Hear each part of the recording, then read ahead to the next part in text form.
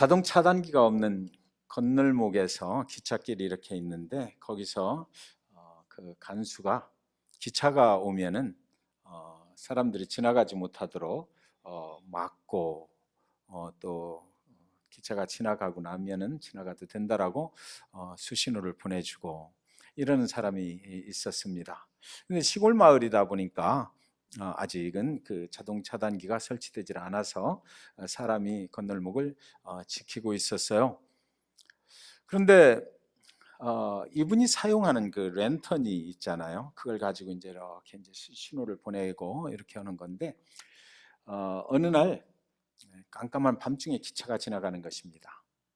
그런데 이분은 책무를 다 했는데 어떻게 차가 한 대가 한 가족이 지나가다가 그 기차에 이렇게 부딪혀버리고 마는 거예요. 그래서 한 가족이 4명이 탔다가 그 4명이 모두 숨지고 마는 이런 안타까운 사건이 있었다고 그래요. 그래서 이분이 책임을 다 하지 못했다라는 것으로 이제 기소가 돼서 재판 법정에 서게 된 것입니다.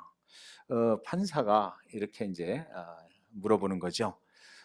그 랜턴을 가지고 있었느냐? 그러니까 가지고 있었다. 기차가 올 때 깜깜한 밤중이었는데 그러면 그 랜턴을 흔들어서 신호를 잘 보냈느냐? 이렇게 물으니까 이 사람이 예, 저는 그 랜턴을 아주 열심히 흔들었습니다. 이렇게 얘기하는 겁니다. 그러니까 사실 판사가 볼 때 이 사람은 책임을 다한 것입니다. 그러니까 지나가던 차가 뭐가 잘못됐구나 이렇게 생각을 하고 이 사람을 무죄로 석방을 했어요.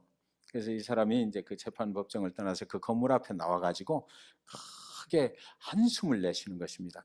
큰 한숨을 내쉬면서 혼자 소리로 말하기를 정말 다행이다. 판사가 그 랜턴에 불이 들어왔느냐고 안 물어보기를 정말 다행이네 라고 했던 것입니다. 여러분, 우리가 예수 그리스도의 그 빛을 비추어야 생명을 구하는 것이죠. 예수 그리스도를 아무리 가지고 있어도 그리스도의 빛으로 세상을 비추지 아니하면 그 빛은 생명을 구할 수 있는 빛이 되질 못하는 것이에요. 아무리 열심히 우리가 봉사하고 아무리 열심히 흔들어대도 그것이 정말로 나의 삶을 통해서 그리스도의 빛을 세상에 비출 수 있을 때 예수 그리스도의 이름으로 생명을 구하는 역사가 일어나게 되는 줄 믿습니다. 야곱은 모든 가족을 이끌고 애굽으로 내려갔어요. 애굽의 좋은 땅 고센에서 아주 평안한 삶을 살게 되었던 것입니다. 모두가 하나님의 은혜였어요. 돌아보니까 그동안에 여러 가지로 어려움도 있었고 참으로 삶의 고난도 많았었지만 그러나 그 모든 것들이 하나님의 은혜였다는 생각이 들었습니다. 이제 그때 야곱의 나이가 147세가 됐습니다. 내가 참으로 험악한 인생을 살았다라고 야곱에 도착해서 바로 왕 앞에서 그렇게 자기의 신앙을 고백했을 때 그때 130이었었는데 이제 고센 땅에서 17년을 더 사는 동안 그의 몸이 많이 늙었습니다. 바로의 궁에서 총리로 살고 있는 그 요셉에게 아버지 야곱이 이제 연세가 많이 드셔서 위증하게 되었다라는 소식을 누군가가 전해 주었습니다. 요셉은 이제 자신이 이방 땅에서 얻은 그 두 아들 므낫세하고 에브라임을 데리고 이제 그 아버지 야곱을 만나러 고센에 가게 됐던 거예요. 이것이 오늘 48장에 있는 내용입니다.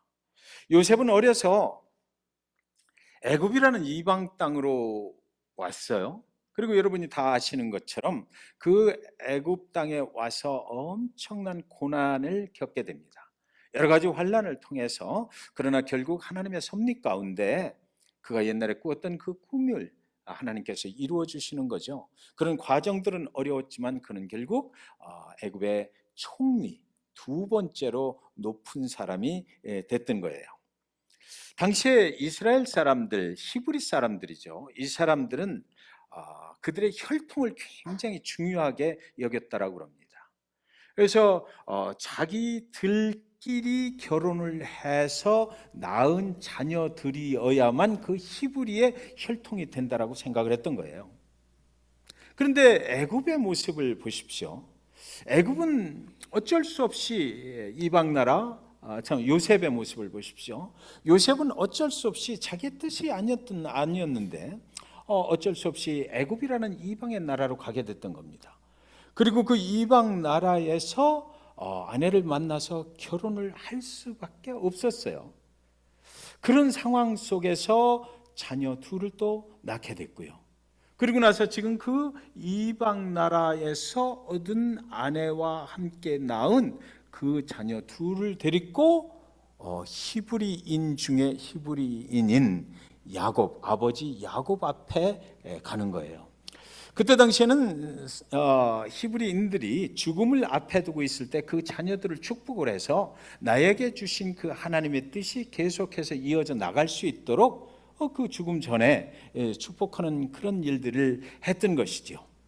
그러니까 지금 요셉은 자기 두 아들을 데리고 가긴 가는데 이 야곱이 과연 자기 아버지가 이 아들들을 어떻게 생각할까? 굉장히 어쩌면 두렵고 안타까운 마음으로 가지 않았을까 싶어요. 그런데 그 요셉이 애굽에서 만난 여인, 그 사람은 이름이 아스낫인데요. 이 사람은 누구냐면 요셉이 보디발의 집에 노예로 살았잖아요. 그 보디발 총무의 딸입니다. 근데 보디발이 직접 낳은 딸은 아니고 아답트 했던 딸이에요. 근데 이 바로가 요셉에게 애굽의 총리 자리를 주려고 보니까 애굽에서도 역시 요셉을 그냥 세우기는 그런 거예요. 이 히브리 사람인데 노예 신분이고 이 사람을 자기가 아무리 왕이라고 그래도 뭔가 좀 객관적인 그것이 증빙을 할 수가 없잖아요. 그래서 애굽 사람이 아닌 히브리 노예를 당신의 나라 총리로 세운다라는 것을 합당화시키기 위해서 보디발을 바로가 부른 것입니다. 그래서 불러가지고 너 딸 있지? 그 딸하고, 그러니까 애굽 사람이죠. 이 딸하고 이 요셉을 결혼을 시키자. 그러면은 얼마든지 애국 국민들을 이렇게 합당하게 총리로 요셉을 세우는 그 이유를 설명할 수가 있게 되니까 그래서 전략적으로 이제 결혼을 시켰다라고 그래요. 그런데 이 아스낫이라는 이 여자는 또 어떤 여자냐면 야곱이 가나안 땅으로 오다가 에서 형을 만나러 오고 그러는 중에 어디에 거했었느냐면 한동안 세겜 땅에 거했던 적이 있어요. 그래서 하나님이 가라고 하신 그곳으로 직접 내려가지 않고 형 에서가 있는 부엘세바로 내려가기 전에 세겜 땅에서 그 화려한 문화 속에서 잠시 거했던 적이 있었습니다. 그곳에서 무슨 일을 당해요? 야곱의 딸 디나가 그곳에서 강간을 당하는 역사가 일어나요. 그랬는데 그때 누구한테 그 강간을 당하게 됩니까? 그 땅의 추장 세겜한테 강간을 당했던 거예요. 그런데 이 세겜의 딸이 세겜과 이 강간을 당한 디나 사이에서 난 딸이 바로 그러니까 나중에 보복을 하고 다 했는데 애가 그때 생겼던 것입니다. 그래가지고 그 아이를 낳았는데 그 아이가 바로 이 아스낫이었고 그 보디발 총무가 그 아이를 입양을 해서 기르고 있었던 것이에요. 이게 복잡하죠. 굉장히 복잡한 관계인데 이래서 이제 요셉이 그 사람하고 그 여인하고 결혼을 해서 므낫세와 에브라임이라는 두 아들을 낳게 됐던 것이에요. 그래서 야곱의 인생의 고백 가운데 나는 참 험악한 세월을 보냈다 이렇게 고백하는 것이 아닌가 이런 생각을 해보게 됩니다. 저와 여러분의 인생도 가만히 보면 굉장히 험악해요. 여러 가지 일들을 겪으면서 살아가는 것 아니겠습니까? 그런데 문제는 이제 아들 둘이 모두 애굽 여인과의 사이에서 태어났기 때문에 히브리인의 혈통에 들어갈 수가 없다는 것이 문제였습니다. 야곱 앞으로 데리고 가긴 하지만 이게 지금 현재의 유대인 히브리인의 법으로는 안 되는 것이에요. 요셉의 두 아들은 절대로 히브리인의 혈통에 들어갈 수 없는데 요셉이 지금 데리고 가는 것이거든요. 요셉은 히브리인이지만 아내 아스낫은 애굽 이방 사람이기 때문에요. 유대인들의 혈통은 누구 중심으로 따져요? 모계 중심, 여자 중심으로 따지는 것입니다. 그러니까 이방 여자 밑에서 난 아들은 절대로 히브리인의 혈통으로 축복받을 수가 없다라는 것이죠. 그런데도 불구하고 지금 요셉은 이 두 아들을 데리고 아버지 야곱에게로 가고 있는 것입니다. 이때 성경은 말하기 시작하는데 아주 놀라운 사건이 거기서 일어났다 이렇게 말해요. 야곱과 요셉의 인생의 어느 날 아주 놀라운 한 사건이 그들의 인생 가운데 일어나게 됐는데, 므낫세와 에브라임의 인생에도 역시 자기는 이방에서 태어난 아들들인데도 불구하고 아주 놀라운 사건이 그날 일어나서 그들이 경험하게 됐다는 것이고, 이 이야기는 결국 뭐냐면 저와 여러분의 인생 가운데도 어느 날 아주 놀라운 일을 경험하게 된다는 것입니다. 장자권의 축복의 이야기는 우리는 굉장히 그 히브리인들에게는 중요한 것이다라는 것을 알고 있어요. 그래서 48장 5절에 보면 내가 애굽으로 와서 네게 이르기 전에 애굽에서 네가 낳은 두 아들 에브라임과 므낫세는 내 것이라, 르우벤과 시므온처럼 내 것이 될 것이고 이렇게 말합니다. 자, 여기 이게 누가 하는 얘기예요? 야곱이 하는 얘기인데, 요셉이 두 아들을 이방에서 낳은 아들 둘을 데리고 오니까 그 아들을 보면서 요셉과 그 손자들을 보면서 하는 얘기가 뭐냐면, 네가 애굽 땅에서 낳은 이 두 아들 므낫세와 에브라임을 내 아들로 입적을 시켜버리겠다 이렇게 말해버린 것입니다. 자, 여러분, 여기 참 기가 막힌 놀라운 하나님의 축복의 비밀이 있습니다. 이 이방 여인과 결혼을 해서 낳았기 때문에 히브리인의 혈통으로는 도대체 될 수가 없는 이 므낫세와 에브라임을 야곱의 계열에다가 세워버리는 거죠. 그러니까 야곱의 아들이 돼버리는 순간 뭐예요? 히브리인의 온전한 혈통으로 인정받게 야곱이 만들어 버린다라는 것입니다. 대신에 여기서 요셉은 빠져요. 요셉은 빠지고 너 대신에 누구? 네 손자 둘을 갖다가 내 아들로 삼아버림으로 인해서 이들을 통해서 이스라엘의 역사가 계속 하나님의 약속 가운데 이어져 나갈 수 있도록 그렇게 해주겠다라는 것입니다.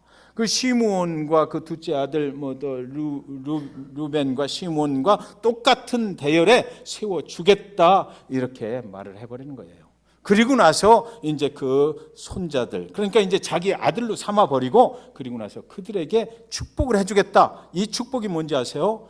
이스라엘이 고센 땅에서 형성되는 큰 민족을 이루리라. 거기서 이스라엘의 12지파를 만들어버리는데 이들이 거기에 끼어들게 만들어주는 것입니다. 그래서 12지파 이름에 요셉은 없어요. 요셉은 없고 이 두 아들 에브라임과 므낫세가 거기 들어가게 되는 것이죠. 그러니까 요셉의 입장에서 보면 이게 참 얼마나 기가 막힌 일이냐고요. 자기는 도대체 불가능할 것이라고 생각했는데 자기 자손들이 이 땅에서 어떻게든지 해서 하나님의 이름으로 좀 축복을 받고 살아갔으면 좋겠는데 도저히 불가능했던 그 벽을 야곱이, 자기 아버지가 이미 요셉이 무슨 두려움 가운데 있는지를, 어떤 걱정 가운데 있는지를 알고 그 아이디어가 기가 막히잖아요. 그래서 자기 아들로 삼아버려서 계속해서 이스라엘 민족과 함께 축복된 인생을 살게 해주겠다라고 그 확증을 받아버리는 그런 시간이 됐던 거예요. 그러니까 요셉은 아버지의 이 말을 듣는 순간에 그 마음이 어땠을까요? 정말 감사했을 거예요. 아버지 정말 감사합니다. 하나님 감사합니다. 하나님께서 그 야곱의 마음을 그렇게 움직여 주셔가지고 이스라엘에게 약속했던 그 약속의 축복을 계속해서 그들을 포함해서 12지파를 이루어 나갈 수 있도록 그렇게 만들어 주셨던 것이지요. 그런데 어떤 면에서는요, 야곱이 이런 생각을 어떻게 했을까 전 굉장히 궁금하더라고요. 야곱은 참 한평생 사기꾼으로 살아왔잖아요, 사실. 그래서 어떤 면에서 저한테 웃음을 주었던 것이 뭐냐면, 야곱은 혈통도 사기를 치네. 이런 생각이 들더라고요. 하여튼 하나님의 축복이다 하면은 야곱은 무슨 짓을 다 해서라도 그 축복을 해버리고 그 혈통까지도 막 조작을 해버리는 뭐 이런 사람이었던 것 같아요. 하나님의 축복을 굉장히 갈급해하고 간구하면서 살았던 그런 사람이죠. 사랑하는 여러분, 이것은 요셉의 입장에서 굉장한 축복이었죠. 요셉의 두 아들이 얼마나 좋았겠느냐고요. 그들은 이제 우리 할아버지의 아들이 이제 돼버리는 거예요. 그래서 계속해서 이스라엘 민족에게 역사하시는 그 하나님의 약속을 이어받을 수 있는 그런 축복을 받게 됐던 것입니다. 두 배로, 그죠? 요셉만 들어갔으면 한 배예요. 요셉이 거기에 들어갔으면 한 배의 축복만 받고 끝나는 것인데 그 아들 둘이 들어가게 됨으로 인해서 요셉의 가정에 두 배의 축복을 하나님께서 허락해 주시는 그런 굉장한 축복을 누리게 됐던 것입니다. 애굽 총리의 아들이에요. 이방 나라의 아들. 그러나 하나님의 자녀로 삼아 주셨다는 것입니다. 이 어림도 없던 일을 이루신 분이 하나님이신데, 사랑하는 여러분, 우리는 이민자의 삶을 삽니다. 그날 요셉과 똑같은 사람들이 바로 저와 여러분인 거예요. 여러분의 자녀들이 어떻게 살았으면 좋겠습니까? 요셉은 어쩔 수 없이 애굽에 내려가서 애굽의 총리가 되긴 했으나 그의 마음속에 항상 생각했을 것입니다. 내 자녀들은 과연 어떻게 되는 것인가? 내 자녀들이 다시 하나님의 나라, 하나님의 약속의 땅으로 갔으면 좋겠다. 하나님의 약속 안에 거하는 사람들이 됐으면 좋겠다. 성경에는 기록되어 있지 않지만 성경을 읽어보면 요셉의 그 간절한 마음을 알 수가 있어요. 이미 제외돼 버린 그 애굽에서 낳은 두 아들을 데리고 야곱의 죽음 앞에, 아버지의 죽음 앞으로 데리고 가는 그 모습 속에서 우리는 그 요셉의 간절한 기도의 내용을 우리는 알 수가 있는 것이죠. 저와 여러분이 이 땅에서 낳은 자녀들, 우리가 원하는 것은 무엇이에요? 그들이 이 땅 문화 속에서만 살아가는 것이 아니라 이 땅에서 살되 하나님의 자손으로 살았으면 좋겠어요. 그들이 이 땅에서 하나님의 축복권 안에 거했으면 좋겠어요. 그들의 삶이 이 땅에서 여러 가지 상황을 겪으면서 언어도 다르고 우리가 볼 때 그렇지 않습니까? 이곳에서 살아가지만 이곳에서 온전히 그들이 의지하여야 될 그 대상은 이 땅의 사람들이 아니라 하나님의 자녀로 살아가는 것이라고 우리는 믿게 되는 것이에요. 그렇게 될 수 있기를 주님의 이름으로 축원드립니다. 요셉은 야곱이 그렇게 이제 말할 때에 가슴이 터질 것 같은 그런 은혜를 받았을 것이에요. 자기 자녀들을 위해서 그동안 기도해왔던 그 기도의 문제가 완전히 깔끔하게 그 48장 5절의 야곱의 말씀으로 인해서 해결이 되어버렸거든요. 야곱이 말해요. 나는 험악한 인생을 살아온 사람입니다. 그러나 하나님의 보호하심과 은혜로 자기 평생에 살아왔다는 것을 그는 알았어요. 그래서 넘치는 그 은혜로 어쩔 수 없이 이방 땅에서 이방 여인과 결혼을 할 수밖에 없었던, 그래서 이방에서 두 아들을 낳은 그들을 하나님은 야곱을 통해서 이스라엘의 혈통으로 하나님의 자녀로 완전하게 회복하고 축복을 해 주셨던 것이에요. 이제 축복을 하는데요, 야곱이 요셉의 두 아들 므낫세와 에브라임을 앞으로 데리고 오라 이렇게 얘기를 해요. 요셉이 장남 므낫세를 야곱의 오른팔 밑에다가 갖다 앉힙니다. 장남이니까, 장남이 하나님의 그 축복을 계승해 가야 되니까. 그리고 둘째 에브라임을 야곱의 왼손 밑에 앉혀요. 축복은 받되 장남은 두 배의 축복을 받는 것이고, 그 장남은 원래 상속도 두 배로 줬다고 그래요. 장남이 더 큰 축복을 받는 것입니다. 그리고 둘째 에브라임은 그 왼손으로 축복을 할 수 있도록 야곱의 앞에 갖다 앉혔어요. 야곱의 눈이 그때 연세가 많아서 좀 흐렸다라고 그럽니다. 그리고 야곱이 므낫세와 에브라임의 머리에 손을 얹고 축복하며 이제 안수를 하는 것입니다. 오른쪽과 왼쪽은 이 히브리 사람들에게는 상당한 큰 차이가 있는 거예요. 누가 오른쪽에 축복을 받느냐, 그것이 큰 관심이 되는 거죠. 오른손의 축복은 장자에게 하는 축복이기 때문이에요. 그래서 제대로 앉힌 것입니다, 지금. 그런데 48장 13절에 보면 오른손으로는 에브라임을 이스라엘의 왼손을 향하게 하고 왼손으로는 므낫세를 이스라엘의 오른손을 향하게 하여 이끌어 그에게 가까이 나아가매 야곱의 오른손 쪽에 므낫세가 앉고 요셉은 이스라엘의 율법에 따라서 그렇게 한 것이에요. 그런데 여기 아주 이상한 일이 또 벌어집니다. 야곱이 기도를 하려고 그들의 머리에 손을 얹을 때요, 오른손이 왼쪽으로 가고 왼손이 오른쪽으로 가버려요. 그러니까 이렇게 된 거 아니에요. 지금 원래는 이렇게 해야 되는데 요셉도 그렇게 하기를 원했어요.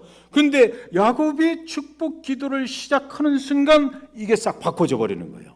그러니까 눈이 침침하니까 야곱이 눈이 어두운 채로 이걸 뭐 잘못했나 싶은 거죠, 지금. 그래서 요셉이 깜짝 놀라가지고 아버지 이거 잘못된 거예요, 이렇게 얘기해 버려요. 아버지 이렇게 하면 안 돼요. 여기 오른손은 이쪽에다 놓으셔야 되고 왼손은 이쪽으로 가야 됩니다라고 말을 하는 것입니다. 아버지의 손을 그가 이제 다시 요셉이 제자리로 돌려놓으려고 이렇게 하니까 그때 야곱이 하는 소리가 뭐라고 그러냐면 나도 안다 내 아들아, 나도 안다 이렇게 얘기를 해요. 나도 지금 이렇게 엇갈린 것을 안다라는 것입니다. 오른손이 가야 할 곳으로 안 가고 이게 어떻게 하다 보니까 나도 지금 이렇게 된 걸 나도 안다. 잘못 갔다. 이것이 원래는 이렇게 돼야 되는데 잘못됐다라고 나도 그걸 알고 있다라고 얘기해요. 누가 나의 손의 방향을 지금 바꿨다라고 얘기하는 것이에요.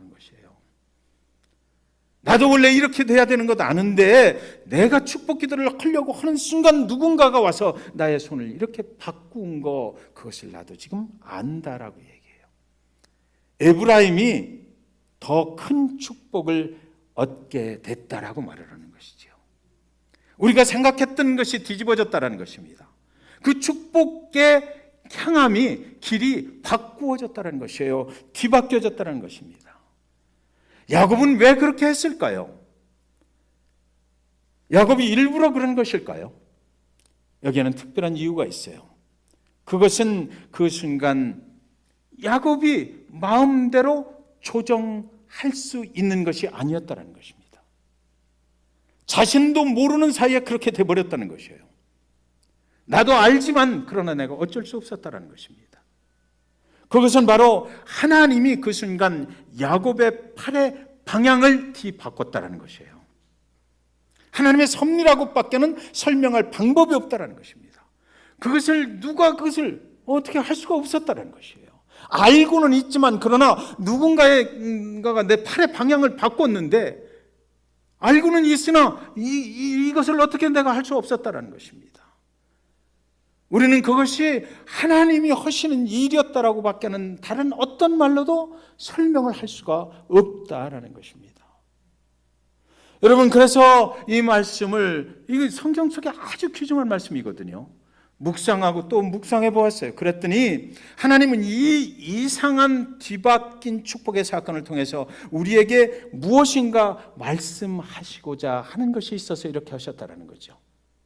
저와 여러분이 이 말씀을 통해서 우리의 인생길에 어떤 것을 말씀하시는가, 그것이 분명히 있기 때문에 이런 일이 일어났다는 것이에요. 첫 번째로 두 아들의 이름에서 그 의미를 찾을 수가 있습니다.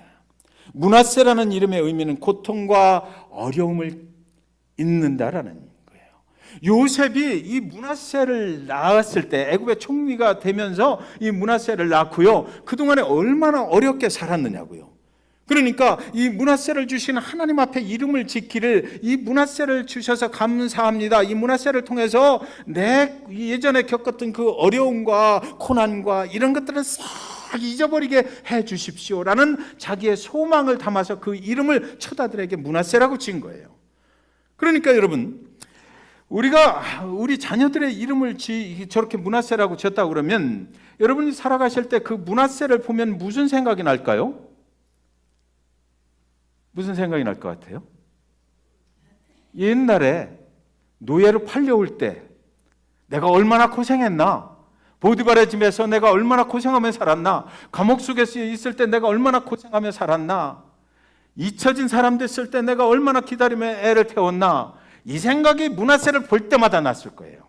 잊고자 해서, 그 모든 것으로부터 잊고자 하는 그런 소망을 담아서 그 이름을 짓긴 지었지만, 사랑하는 므낫세야라고 그를 끌어안는 순간, 그때 이스마엘 상인들에게 끌려올 때가 생각났을 것이고, 지금까지 걸어왔던 그 인생의 고난들, 그것이 계속해서 리와인드 되고 그랬을 것 같아요.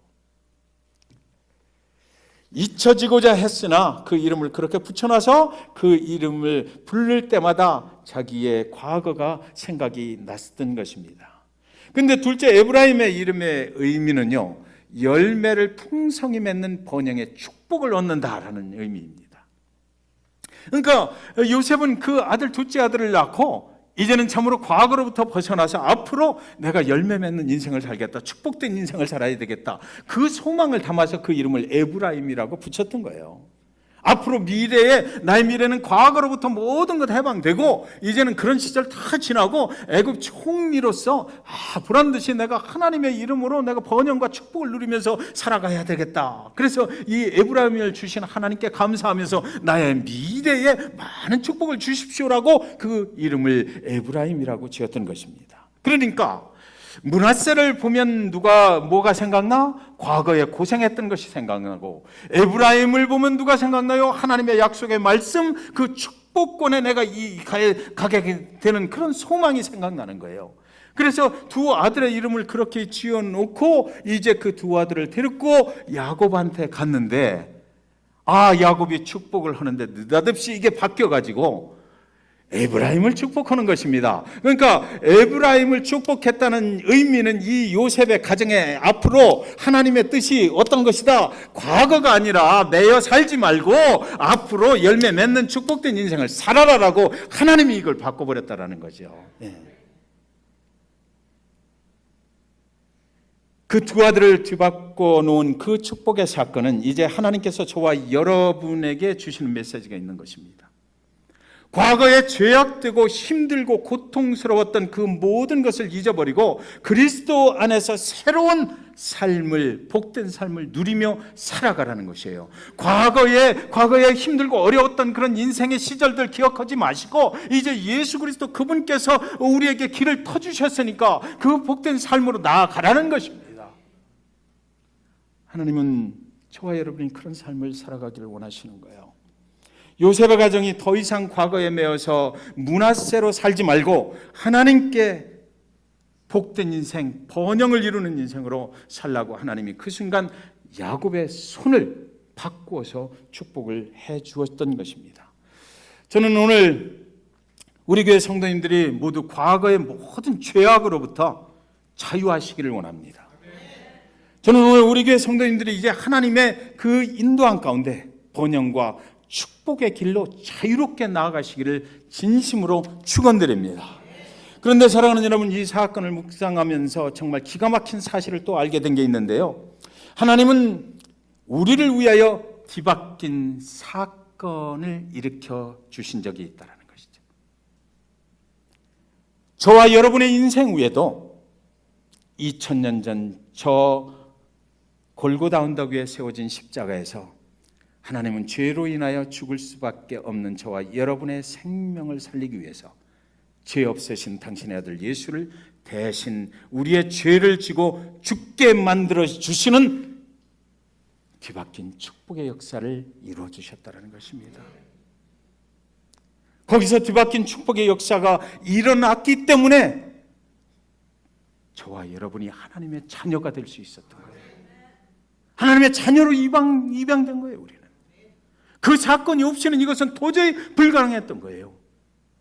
왜 죄 없는 예수가 죽어야만 돼요? 예수는 하나님의 아들이시잖아요. 하나님의 아들은 죄도 없고 흠도 없는 사람이에요. 그러나 죽어 마땅한 사람은, 그 율법대로라면 죽어 마땅한 사람은 누구예요? 저와 여러분이었던 거예요. 그런데 2000년 전 그 골고다 십자가상에서 무슨 일이 일어났어요? 하나님께서 당신의 아들을 갖다가 십자가에 달아서 대신 죽여버리고 우리의 우리에게 축복권을 주셔서 이거 바꿔버린 거예요.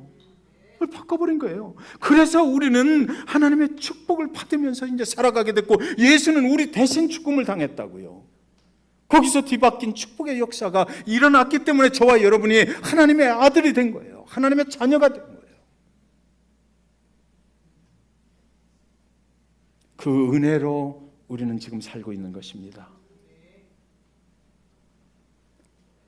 그래서 이제 알게 된 것이 있어요. 왜 우리가 저 십자가를 부를 때 영어로 뭐라고 그래요? 크로스. 그렇죠? 크로스, C-R-O-S-S. 크로스. 십자가의 이름이 이거예요. 뒤바뀐 축복의 십자가입니다. 왜 예수를 어떤 사람들이 쓸 때 대문자 X를 씁니까? 크리스마스 때 보면 엑스마스 이렇게 줄여서 쓰잖아요. 네. X예요. 더 이상 율법에 매여 살지 않고 우리의 생명의 구원이 바로 예수, 그분 때문에 이루어지는 것이다. 크로스. 구원의 길로 가는 것은 이 뒤바뀐 축복의 역사, 그 속에 중심이 된 하나님의 죽이신 예수를 통해서만 가능하다는 것을 세상에 알려주는 것입니다. 예수가 아니고는 우리는 축복받을 수 없어요. 이 크로스의 축복이 우리한테 임했기 때문에 오늘 저와 여러분이 하나님을 예배할 수가 있게 된 것이에요. 예수는 우리를 위해서 대신 죽었어요. 그것이 뒤바뀌었던 거예요, 그날. 율법이 아니라는 것입니다. 유대인의 율법에 그 하나님 앞에 나아갈 수 있는 혈통, 그것은 유대인의 율법의 장자가 먼저 차지하게 돼 있는 거예요. 그런데 그것이 아니다라고 또 말하는 거잖아요. 예수 그리스도의 사랑으로 모든 이방인들이 하나님의 자녀가 될 수 있고, 모든 이방 땅에서 태어난 죄인들, 모든 자들이 다 예수 그리스도 그 뒤바뀐 축복 앞으로 나가서 예수를 믿으면 영원한 천국의 하나님의 자녀가 되는 축복을 누릴 수 있다라고 성경은 오늘 말씀하고 있는 것입니다. 십자가에서 뒤바뀐 축복의 은혜를 너희가 누리자라고 말씀하시는 것입니다. 그 은혜는 므낫세가 에브라임으로 넘어간 그런 은혜죠. 그날 골고다의 십자가 위에서 뒤바뀐 그 축복의 은혜가 저와 여러분의 삶을 오늘 인도하고 있습니까? 그렇게 되시기를 주님의 이름으로 축원드립니다. 윌리엄 하슬렘이라는 목사님이 계신데요. 이분은 목사 안수를 받고 설교를 하다가, 그때까지는 예수를 진심으로 믿질 못했는데 설교를 하다가 예수를 만난 사람으로 유명한 그런 분이에요. 목사가 된 후에 설교해야 되니까 설교를 하는데 자기 자신이 작성해 놓은 그 원고를 가지고 설교를 하다가 그날 거기서 예수님을 만났다고 하는 그런 분이에요. 그런데 이분이 가는 곳마다 한 장의 그림을 가지고 다니는 것입니다. 설교를 할 때마다 그 그림을 성도님들한테 보여주는 거예요. 그런데 그 그림이 뭐냐면, 광야의 이스라엘 백성들이 길을 가다가 원망하고 불평하고 우상을 만들어 놓고 이것이 애굽에서 우리를 인도해낸 하나님이다, 여호와다, 이렇게 하고 그 앞에 경배드리다가 무슨 일을 당해요? 전부 다 죽임을 당하죠. 뱀에 물려서 죽임을 당할 때에, 그때 광야 가운데 모세를 시켜서 높은 장대 위에 놋뱀을 걸어놓고, 그리고 나서 저 놋뱀을 바라보는 자마다 살 것이다 이랬거든요. 그래서 놋뱀 앞으로 나가서 그 놋뱀을, 장대 위에 달려있는 그 놋뱀을 바라보면 그러면 그는 살아나는 것이에요. 그렇지 않으면 죽는 것이에요. 예수 그리스도 그분을 바라보는 자는 살아난다는 것이거든요. 근데 이 그림 속에 있는 네 사람을 갖다가 이 목사님이 설명을 하는데, 첫 번째 사람은 뭐냐면, 이 사람은 바라보긴 바라보는데 누구를 바라보고 있냐면 모세를 바라봐요. 두 번째 사람은 뱀에 물려서 그냥 광야 가운데 들어놓아 버린 거예요. 세 번째 사람은 이 뱀에 물린 사람을 아주 안타까운 마음으로 쳐다보고 있어요. 그리고 네 번째 사람은 그 뱀과 싸워서 이기려고 뱀과 막 싸우고 있는 거예요. 광야 가운데 장대 위에 놋뱀을 바라보라고 그랬거든요. 한 사람은 모세를 바라보고 있어요. 그 장대를 세운 모세를 바라보고 있는 거예요. 한 사람은 또 그 뱀에 물려서 죽고 있고, 그리고 또 한 사람은 그 뱀에 물린 사람을 열심히 간호하고 있고, 한 사람은 뱀과 열심히 싸우고 있고, 그래서 이분이 뭐라고 그러냐면 이 네 사람 모두 구원받지 못했다라는 것을 그 그림을 통해서 보여주는 것입니다. 그러면서 자기 인생을 얘기해요. 나는 선한 일을 해가지고 구원받는 줄 알았다. 나는 지금까지 살아올 때에 교회가 나를 구원시켜주는 줄 알았다. 목사가 구원시켜주는 줄 알았다. 세상에 나가서 선한 일을 잘 하면은 구원받는 줄 알면서 살아왔다. 내가 그리고 그 하나님 앞에 나가기 위해서 나는 막 세상 사람들과 막 싸우고 뭔가 그 믿음을 전파하고 막 이러려고 그냥 그 싸우면서 마치 십자가의 군병 같은 뭐 그런 마음으로 내가 싸우면서 믿음을 쟁취하려고 하면서 살아왔다. 그런데 그 어느 것으로도 내가 구원받다는 확신이 없었다. 광야 가운데 있는 놋뱀을 바라봐야 되는 거죠. 사랑하는 여러분, 정리합니다. 우리가 아무리 노력해도 구원은 있을 수 없어요. 아무리 선한 일을 해도 있을 수 없어요. 아무리 교회 위에 열심히 봉사를 해도 구원은 이루어지지 않습니다. 오직 하나님이 원하시는 것은 뭐냐면 2000년 전 골고다 십자가에서 뒤바뀐 축복을 만들어주신 그 예수 그리스도, 그분을 믿는 자에게만 구원이 이루어진답니다. 하나님이 주관적으로 하나님의 주권으로 하나님의 섭리 가운데 만들어 놓으신 그 구원의 역사는 예수 그리스도 그분이 아니면 안 되는 거예요. 그 크로스의 축복이 저와 여러분 모두에게 임하시기를 주님의 이름으로 간절히 축원드립니다. 예수 믿으시기 바랍니다.